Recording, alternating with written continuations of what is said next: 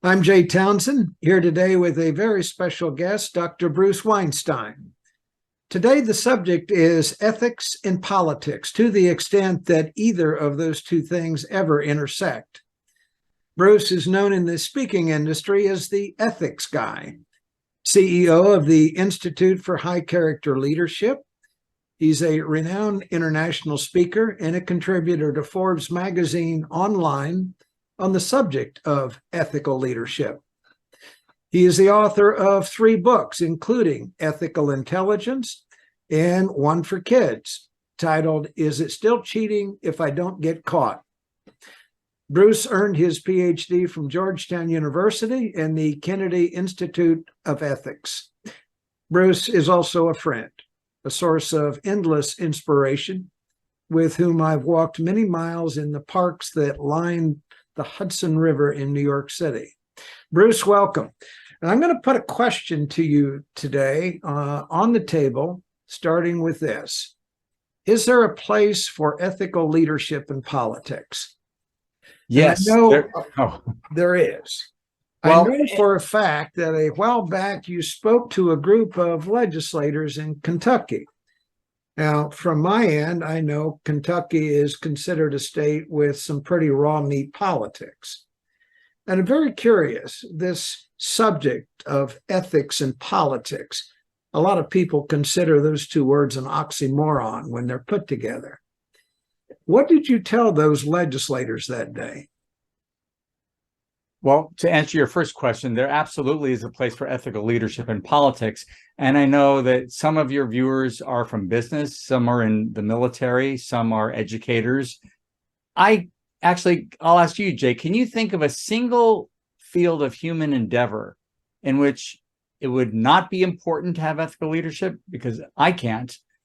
But the cool thing is, and this is what I talked about to the Kentucky General Assembly, and it was a great honor to present there, is that the same principles that apply to educators, physicians, CPAs, attorneys also apply in politics. And in fact, these are the same principles that apply in our personal life.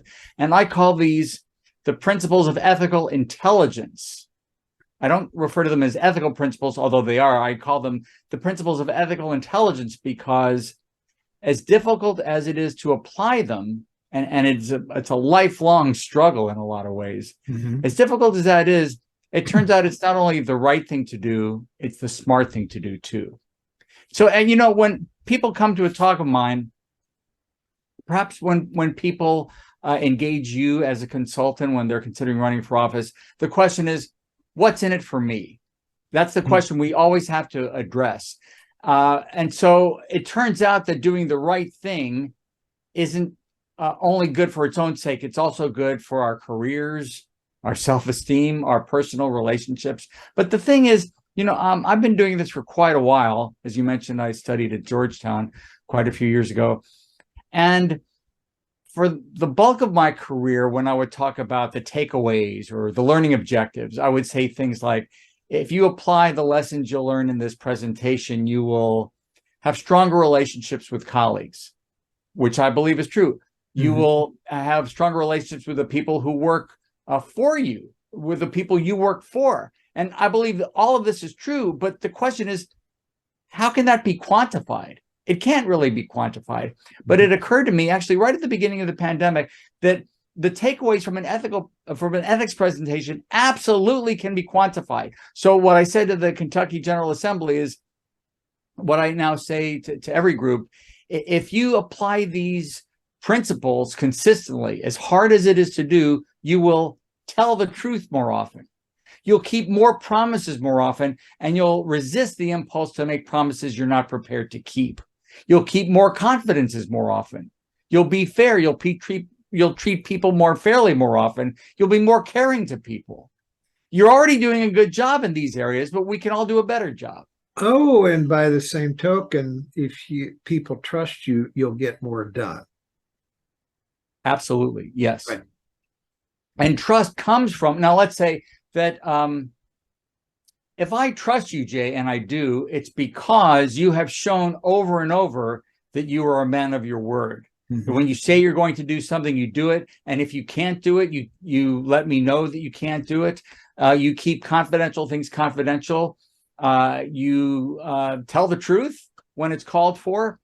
And so, in other words, the reason why you're trustworthy, the reason why you have integrity isn't for one specific thing that you've done. It's for your demonstration that over time, over and over, you are committed to doing these things more often than not. We're not talking about being saints. We all make mistakes. In fact, many years ago, when I was a Kellogg Fellow, I studied with a martial artist in California, and someone in the class said, "Sir, how is it that you're able to remain grounded, centered so often?" And his response really surprised me, and I think a lot of the people in the class. He said, "I'm not centered all the time. I get off center all the time, day after day, within a day, many, many times." He said, "But the difference is, well, there are two differences. First, I know when I'm off center, and second, I know how to get back." So he's constantly aware of that he's off center and bringing himself back. And that, I think, is the most we can ask of us, to do our level best. And when we don't, to make amends for it, to apologize when necessary. Wouldn't you agree, Jay, for example, that apologizing is a sign of strength, not weakness? I've always thought so, although it's not in vogue anymore. But let me, this organization you're CEO of, it's what you call high character leadership. Can you cite, I know you're a keen observer of American political discourse. Can you cite some examples of where you've seen that this past year? Absolutely. In fact, in anticipation of this, I wrote down a couple of notes. And if you recall, our former president pressured the Secretary of State of Georgia, Brad Raffensperger, to find, what did he say, 11,000, how many votes did he need? 11,000 and change. Yeah.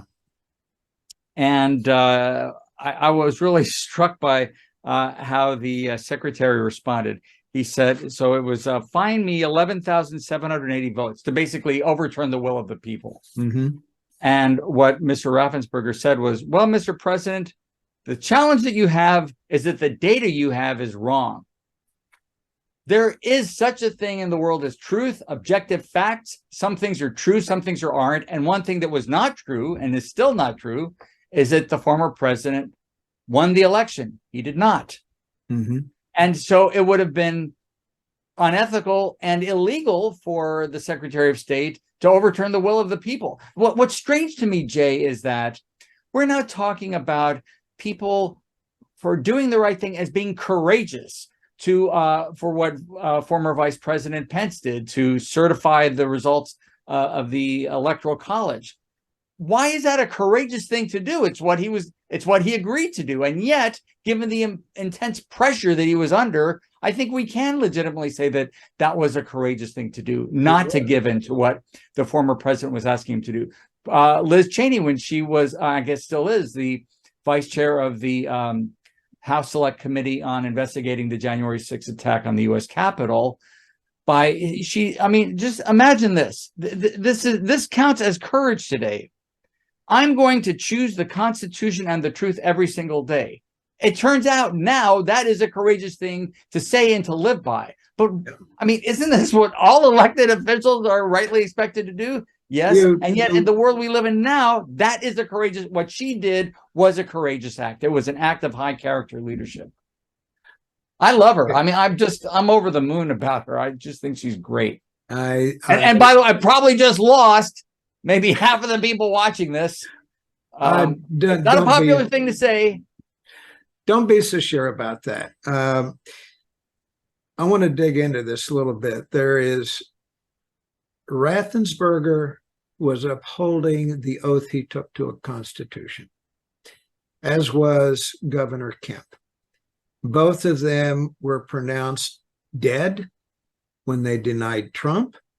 Both of them easily won their primaries and were renominated and reelected, despite the fact that they upset a lot of rank and file Republicans. I thought both were courageous. There's a difference between them, though, and Liz Cheney. Liz Cheney had a moral code that she took very seriously. And I know deep down that when she did what she did in voting for impeachment, that she knew she was probably going to end her own career.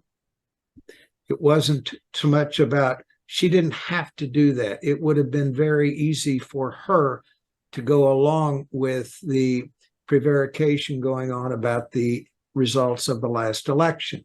She says, I'm not playing that game. There's something more important at stake here. I would expect that someday she'll end up as a chapter in Profiles in Courage. But I think, can we draw a bit of inspiration? You know, a lot of political candidates have this instinct for survival. And in truth is, they can't get too far ahead or too far behind the course of public opinion in their own districts. And a lot of them are, their career depends on winning a primary, not a general election. So you had some Republicans this last year that says, oh my God, I can't dare mention the truth, even though I know that it's true, because I'm going to upset too many primary voters and I'm going to lose an election. And I think this last year you saw some true tests of what I would call ethical leadership or their moral code. Well, in Liz Cheney's case, it wasn't simply that she knew she was going to lose a political office.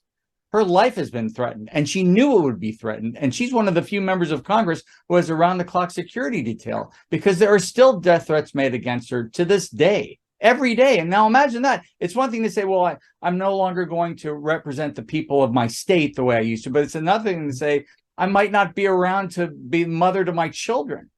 That absolutely is an act of courage. Some might say, well, you know, if you're putting your life on the line, is it worth it? And, you know, to her credit, she said, yes, there's some things that are more important than my office.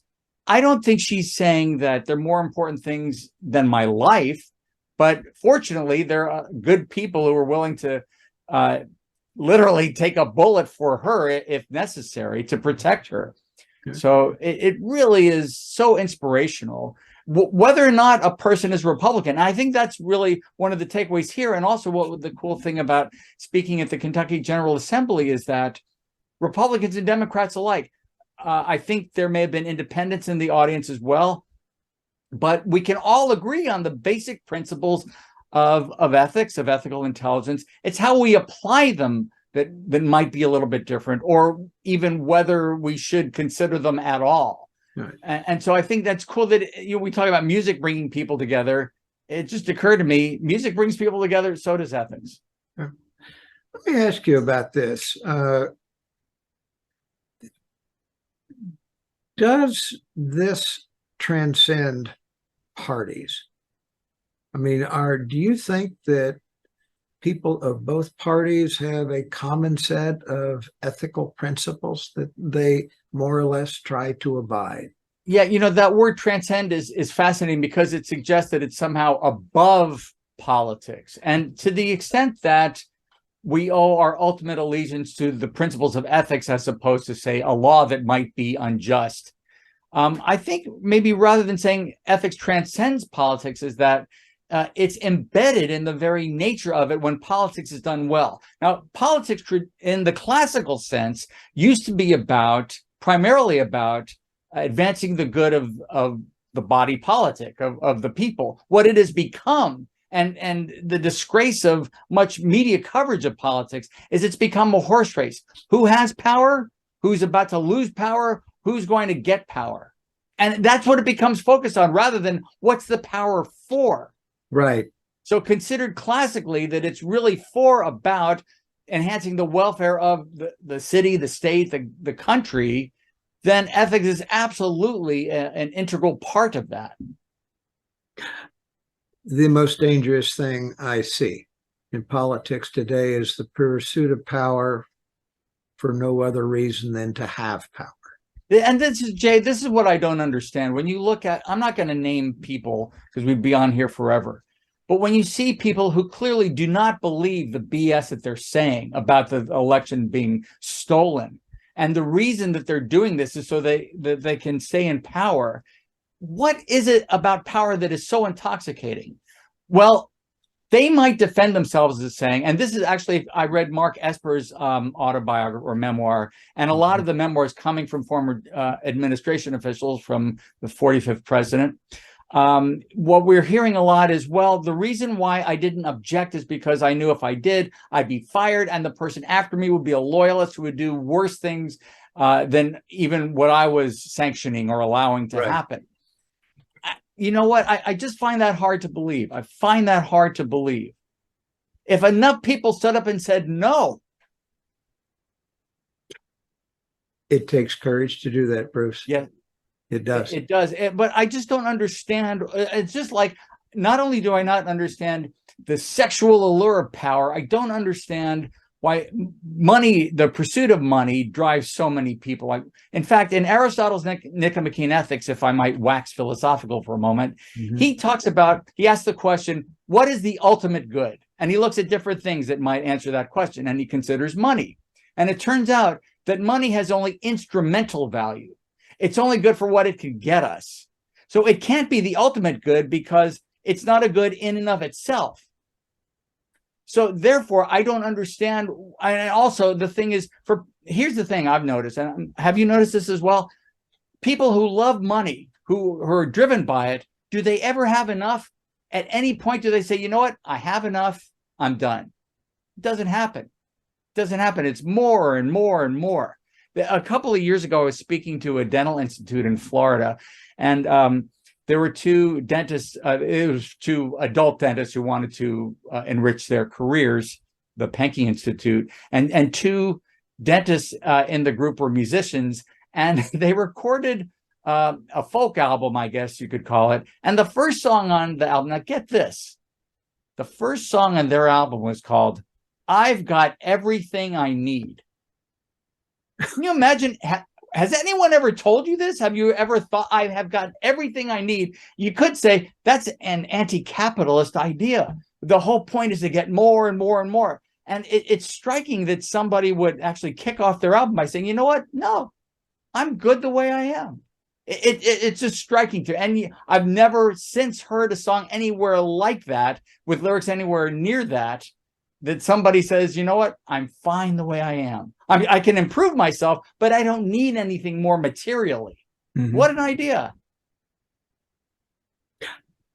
People who've reached a stage in life where they don't have to pursue that and they can simply do something that is a better fit for their passion are the happiest people I know. Absolutely. Right. And, you know, I think one of the things that the pandemic has prompted a lot of us to do is reevaluate our priorities and to recognize that what's really important, and it's a cliche, but our greatest wealth is really our family and our friends. And that to spend so much time in our jobs at the expense of personal relationships, for what? To what end? Why? Yeah. One more talk, one more gig, one more dollar. Whatever. Let me voters play a role in this, and I've heard it said with some degree of accuracy. Your Congress of the United States is kind of representative of the voters who elect them. And it's a moral question I want to ask you. Yes. You see a candidate who is talking about doing some things or promising to or going to do something that is very, very important to you.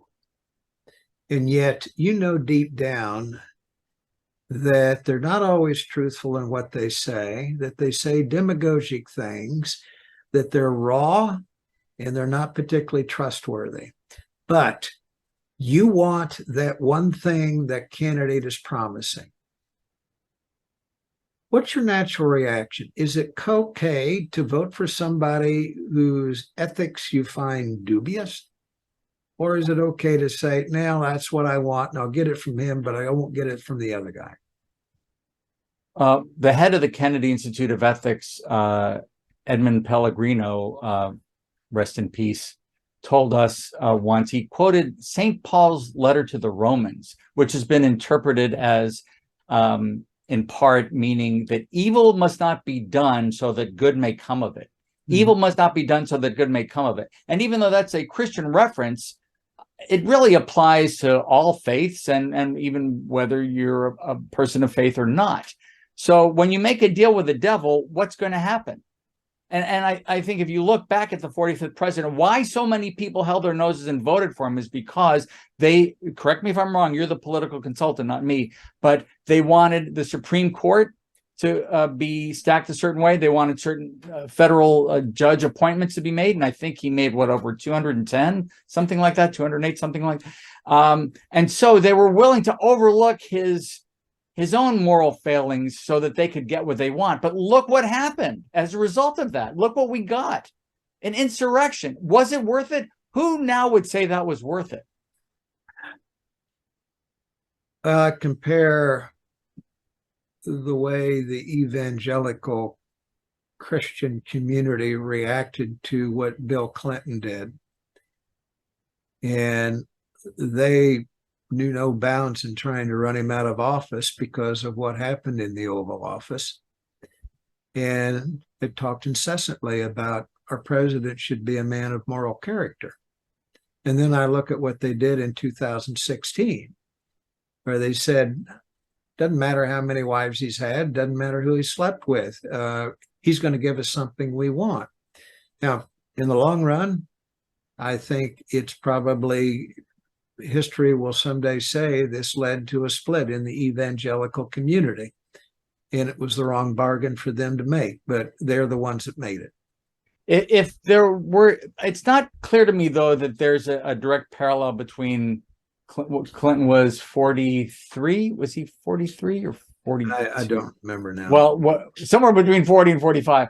But it was the evangelical Christian community that started beating on members of Congress to impeach Clinton for what he'd done. Right. But the question, I think, there ethically and politically as well, is whether what he was accused of doing was rose to the same level of offense that what our previous president did.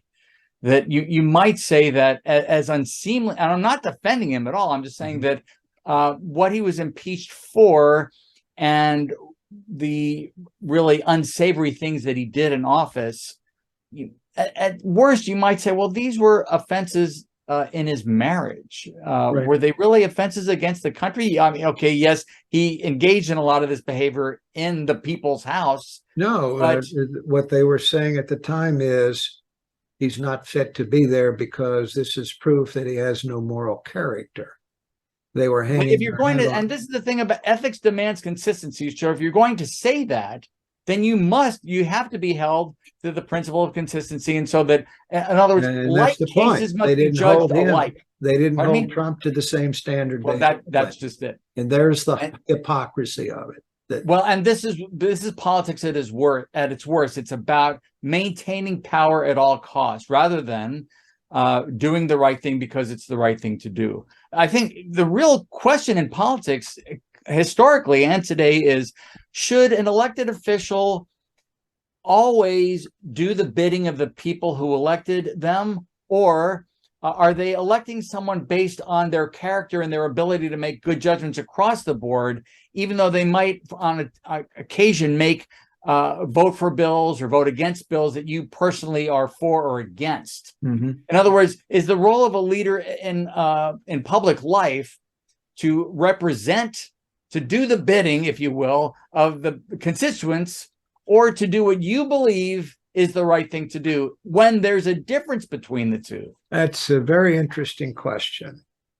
I used to work early in my career, I worked for a U.S. senator, and we traveled a lot together on his trips back to the Midwest. So during that time in the car, we'd often talk. And I asked him about this very thing. I said, you cast some votes that really upset people sometimes. And he said, yeah, I do. He said, but after a period of time, You have to recognize that voters are electing you to exercise your best judgment, to do what's right, regardless of the political winds.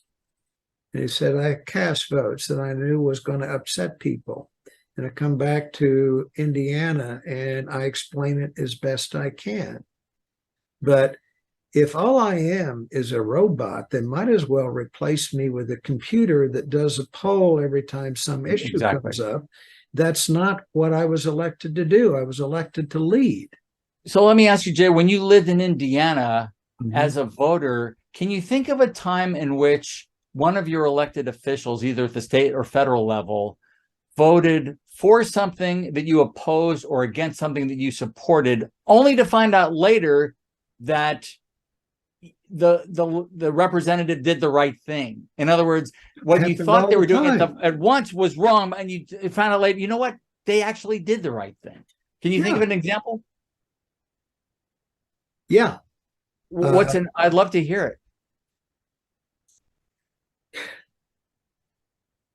My father was a state senator in Indiana. It was probably the most momentous judgment call of his political life. Now, this is back in an earlier time. We're going way back, Bruce. But they brought the Equal Rights Amendment up before the Indiana State Legislature for a ratification vote. Indiana was the last state that ratified the Equal Rights Amendment. It's a constitutional amendment that died because it was not ratified by enough states.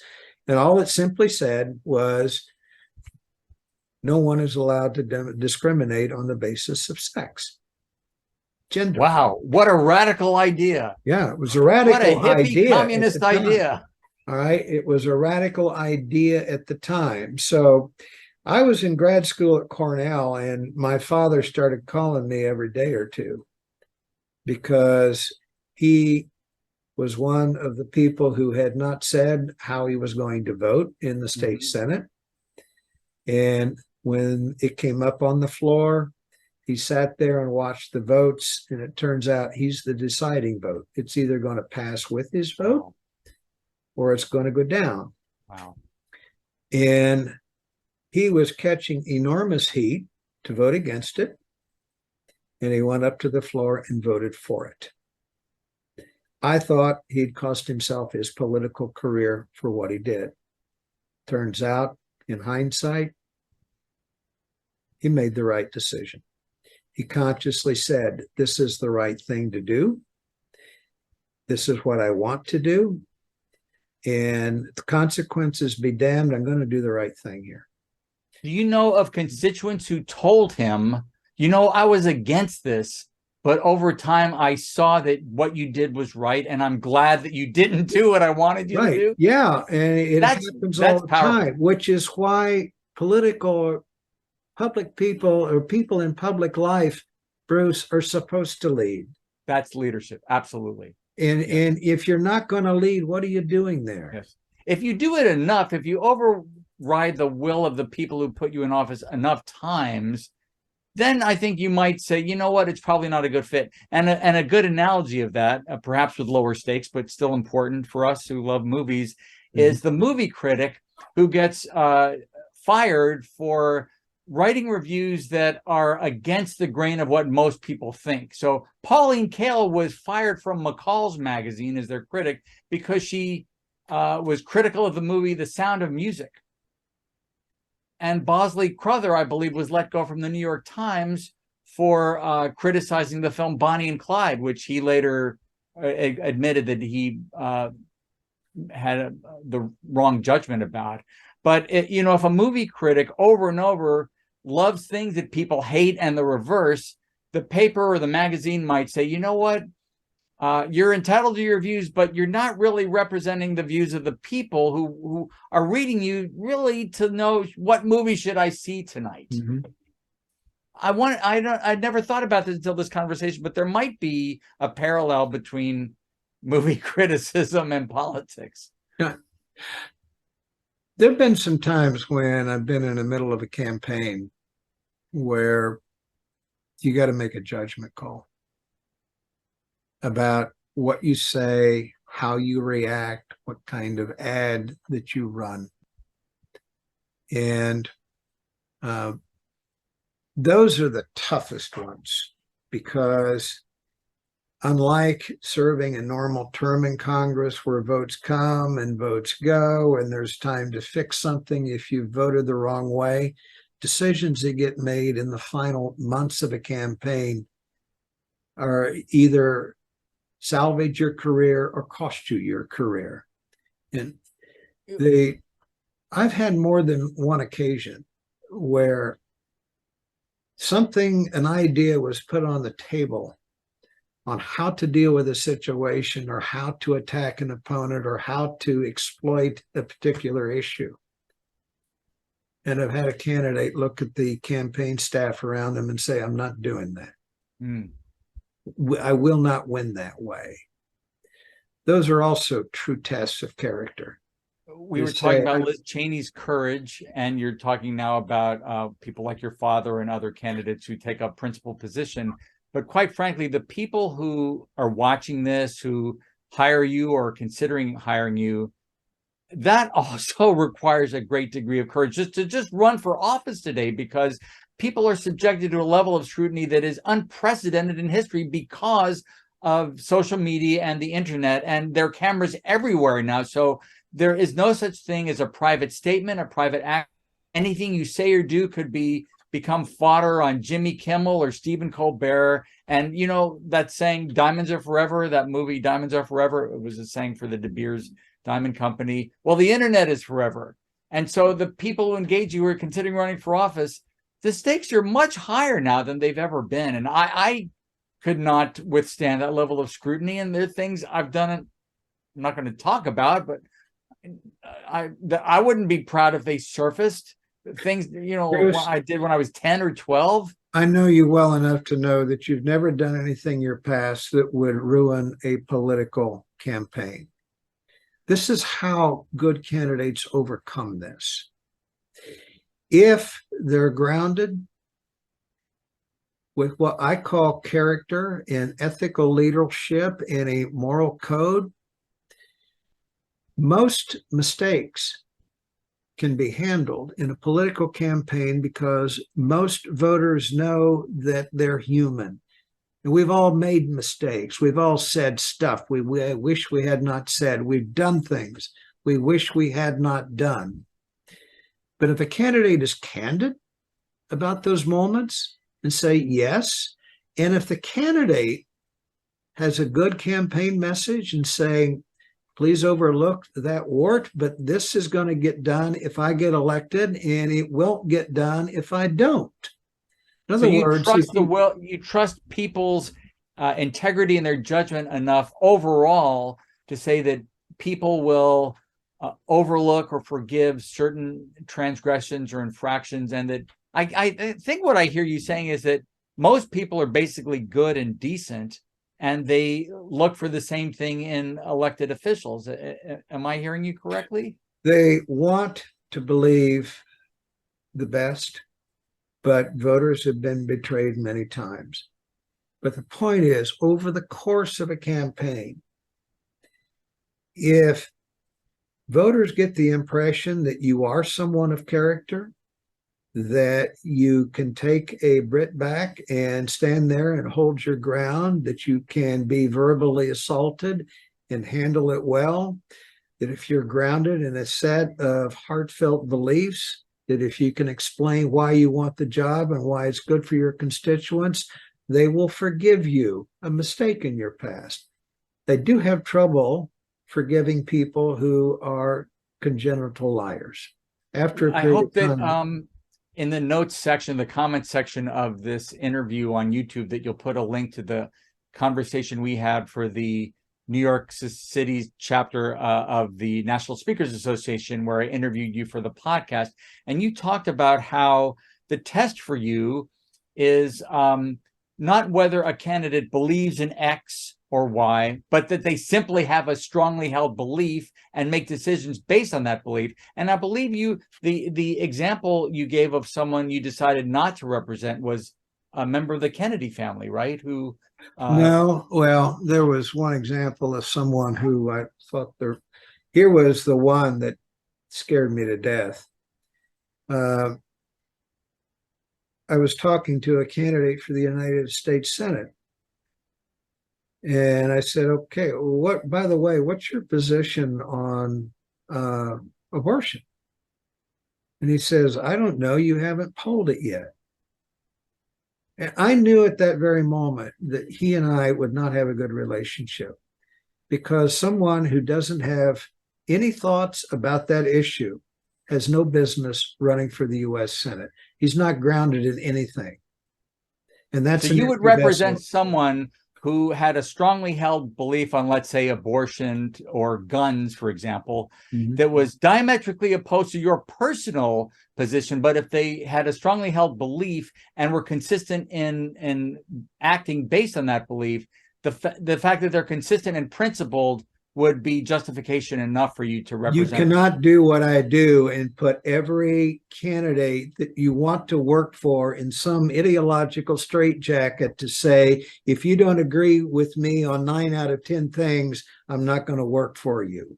Well, when people look at the folks you've represented in their run for office at the city, state, or I guess state and federal levels, I think you're unusual in that you've represented people on both sides of the aisle, and perhaps some independents there, as opposed to there are plenty of Republican political consultants, Democrat political consultants who represent only people from that party, right? Who wouldn't consider representing someone from another party. I don't view somebody as evil because they're a Republican or a Democrat. Here's my belief, and it's my own moral railing here. If you have things that you want to accomplish and you've given it some thought and you've figured out how you would get it done, and it's something you feel passionate about, and it would right a wrong or correct an injustice or help people, I'm happy to help you articulate your message. The ones I do not work for were people who stand for nothing, believe in nothing except power for power's sake. Those people scare me to death. Someone we talked about, or that you mentioned in our previous discussion, was someone who said, I want to serve the public. And I thought that in your windup in talking about this person, that this was an example of somebody you wanted to represent because politics should be about public service. But what you said was the opposite, that this person couldn't articulate any vision beyond this sort of overreaching idea of public service, and therefore you would not represent her, right? No, she couldn't tell anybody why she wanted the job, which means she's an empty vessel. If you want, even though this is but you want a public servant to say, I first and foremost, I'm here to serve, not to promote my own interests, political, economic, or otherwise. We want someone who's committed to public service. But you have to be able to put some meat on the bones. Exactly. Okay. Yeah. All right. Anybody can stand there and say, I want to serve the public. Well, good. Tell me what you want to do. Yes. And if you don't know what you want to do, you need to go back in your cocoon and give that a little thought before you run for the United States Senate. I really hope that the people watching this, considering running for office, who have decided to do it, are willing to realize it's a marathon, not a sprint, and to stick it out. Because would you say it's fair to say that you really have to have a thick skin to do this kind of work? Of course. Yeah. Now, look, I'm going to say, Bruce, that people who run for office are not what I would call normal people. Normal people don't do that. Normal people do not walk onto a stage and volunteer to take the brickbats that you're going to get if you're in public life. Most of them, what makes them abnormal is something has happened in their lifetime that infuses them with the desire to lead and make a difference during that short time we all have on earth. Those are the people who end up in public life. You know what would be fascinating, Jay, is to compile a book or to keep a running track record as you go along of maybe a specific incident in someone's life that was an epiphany or what Oprah would call an aha moment, where they said, you know what, hey, I want to devote my life to that thing. Like some people say, I saw Pulp Fiction and I wanted to become a film director, or I heard a Beethoven symphony and wanted to play in a symphony orchestra, whatever it is. Everybody you've represented has a different story, and I think that would make a fascinating book of what it is that has catalyzed somebody's passion to do that. Yeah, and anybody running for office has a story like that, even if they don't know it. And quite often my job as I coach candidates is I look pretty hard for what it was that germinated that seed that has manifested itself in a desire to run for office. So actually, if I may ask, because you ran for office in the state of New York some years ago, that's how I first met you at the New York City chapter. You had just run the election. What was it that prompted you? Was it to what degree was it the fact that your father and grandfather had public service in their backgrounds, or was it something specific that happened to you? It happened to me when I was 13. I didn't understand what it was at the time, but I'd come home from school and getting ready to do my chores, and newspapers are all over the kitchen table, and I noticed that Robert Kennedy was going to be in Indiana campaigning for president that day. So I decided to get my chores done early so that I could see him on the evening news. Except when I turned on the news, he wasn't there. The first thing I saw were cities all over the United States burning and looting. It was April 4th, 1968. Next thing I saw was Lyndon Johnson on television demanding law and order and pleading for calm. About halfway through the newscast, they finally went to Robert Kennedy. And he's standing on the back of a flatbed truck surrounded by a sea of people. And I think he was the only white guy there. And he explained to them that Dr. Martin Luther King had been assassinated in Tennessee. And of course, they're very angry. And there's this rioting going on in every major city in the country that night. And he got up there and he spoke for 5 minutes, and he talked about what Dr. King meant and what he stood for and how he preached nonviolence. And he asked that the people who were angry not to take it out on local businesses or go start fires, but to instead join hands and go to their homes and churches to pray and honor Dr. King the way he'd want to be honored. There was no violence in Indianapolis that night. It was the only major city in America where there was no. It was the only major city where somebody like Robert Kennedy gave a speech like that. And this is what I came to realize. Words are the most powerful drug mankind has ever known.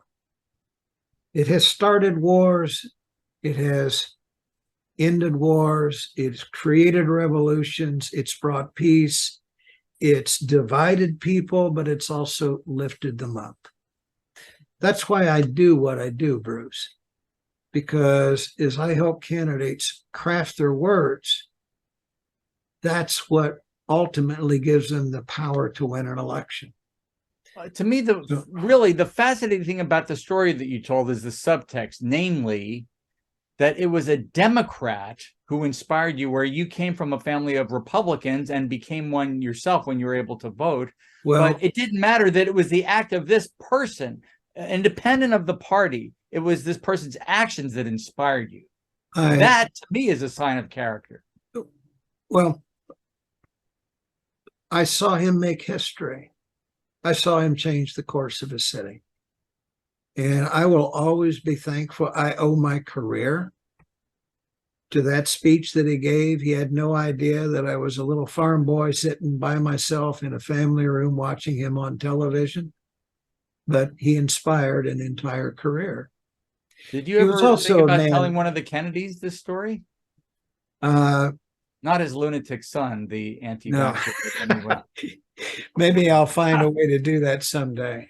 I want to. I hope you do, because to hear, I mean, all these years later, because, you know, Robert Kennedy's talked glowingly, in glowing terms about many things, but that incident, I don't think is so much part of the public awareness or understanding of him. And so for a Kennedy to hear that, I think it would make them feel great. It was one of his best moments. I want to begin to wrap this up by something that we're just getting going, man. It's only an hour into it. All right. I've had times when I've been with candidates in their best moments and their worst ones. I've seen them have to make judgment calls that they knew was either going to help them win an election or ruin their career. And they're not always easy judgment calls. And the stories that are most vivid in my mind are when candidates in the middle of a campaign have to make a judgment call that affects their moral boundaries. And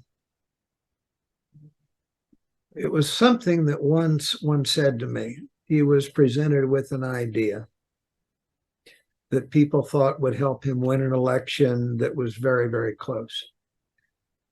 And he said, I'm not going to do that. I'm not going to win this election that way. It just violates my own ethical and moral standards to do that.